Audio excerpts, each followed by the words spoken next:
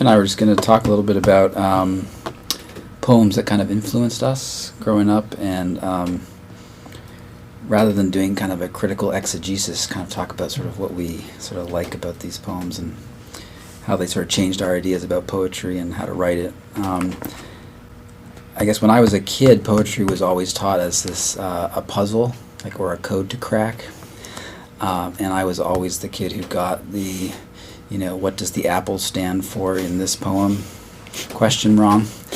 And I had a tough time trying to square my love of poetry with how much I hated what went on in the classroom, but how it was taught and talked about.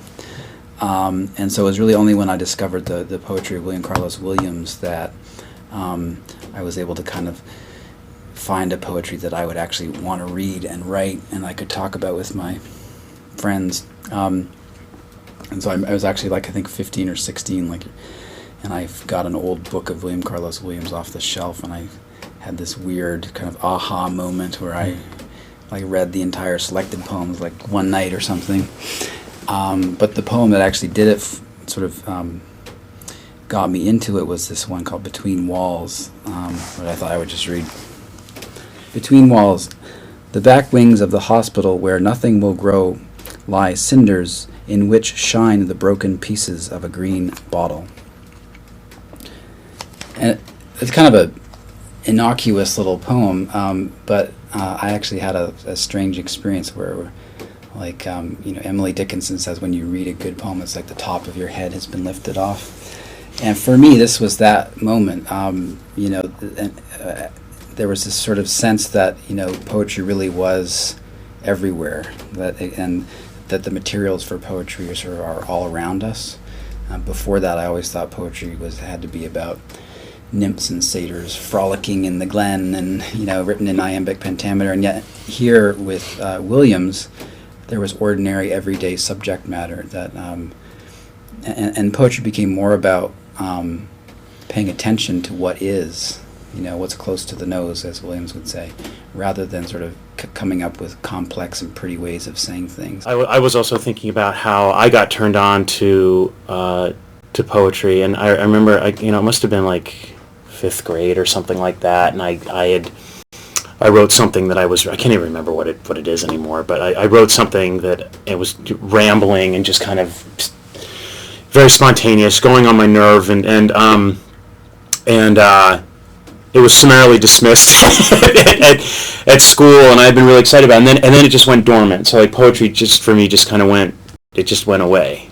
And I didn't write a lot of it until I was in college, and there was a visiting writer who came for the year, and I think it must have been my junior year, I think, of college. And he was teaching a poetry workshop. Peter Walder. I don't know where he is now, but so he would just invite us over to his apartment, and he would, like, read stuff, and he would say, hey, you got to read this, and he had a story for everything, and I would just sit there and kind of, like, take it all in, and then I would just go back to my room and I would write and write for long periods of time. Total crap, but it just felt so good to get out. He shared Frank O'Hara with me, and this is a poem that I had found, and I talked with him about it one time, and he said, you need to memorize this poem, Why I'm Not a Painter. And I don't have it memorized anymore, but I'll read it. So this is Frank O'Hara, Why I'm Not a Painter. I'm not a painter, I'm a poet. Why?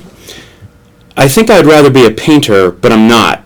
Well, for instance, Mike Goldberg is starting a painting. I drop in. Sit down and have a drink, he says. I drink, we drink. I look up. You have sardines in it. Yes, it needed something there. Oh. I go when the days go by, and I drop in again. The painting is going on, and I go, and the days go by, I drop in. The painting is finished. Where's Sardines? All that's left is just letters. It was too much, Mike says. But me, one day I'm thinking of a color, orange. I write a line about orange.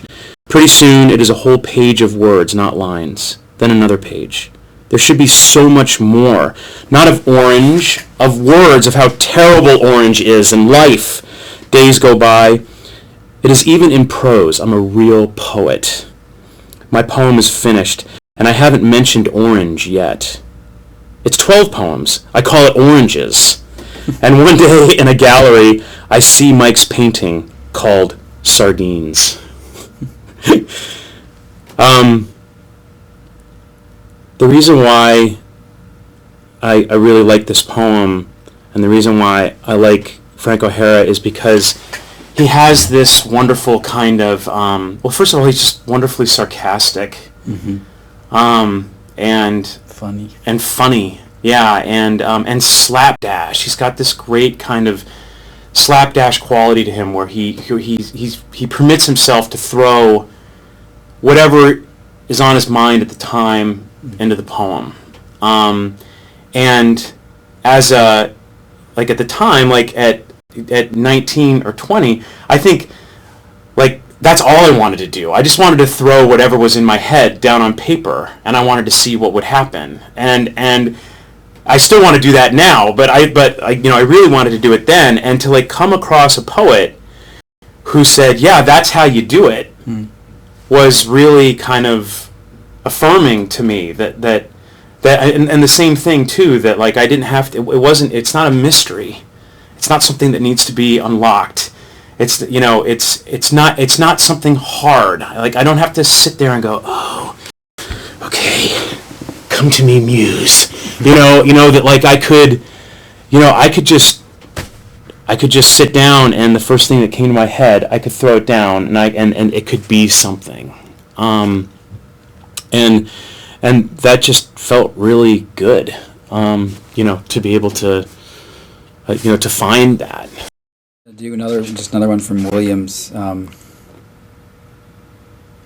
I guess the thing that, sometimes with Williams and O'Hara both get kind of dismissed as like, people hear about poetry and they hear slapdash and they think, oh, well, there's no craft behind this, the almighty craft, right? So I think it's a practice spontaneity, right? Mm-hmm. Anybody who's actually tried to like, just write what's on their minds quickly discovers that what's on their mind is not terribly interesting. I think one of the genius of O'Hara and Williams is the ability to, push past what comes easiest, that sort of almost going against Ginsberg, first thought is your worst thought, in a way. Pushing past what's expected to the real original perceptions of each moment. Yeah. Yeah. This is a short piece called, and this is the only time I will ever agree with Robert Pinsky, who the former poet laureate, who chose this as one of his favorite poems. But this is called "Fine Work with Pitch and Copper," and again, just another short little Williams take about a sort of ordinary everyday scene that, to me, kind of opened up the possibilities of subject matter can be sort of the subject matter for poetry lies all around us, and it can be told in the kind of like the speech of Polish grandmothers, as Williams would say, everyday speech. So fine work with pitch and copper. Now they are resting in the fleckless light, separately in unison, like the sacks of sifted stone stacked regularly by twos, about the flat roof ready for lunch, to be opened and strewn. The copper in 8-foot strips has been beaten lengthwise, down the center at right angles, and lies ready to edge the coping. One still chewing picks up a copper strip and runs his eye along it. So yeah, I love the ability to sort of capture, to render this sort of ordinary everyday scene. All sorts of interesting stuff going on with line breaks in here. That final line, picks up a copper strip and runs his eye along it.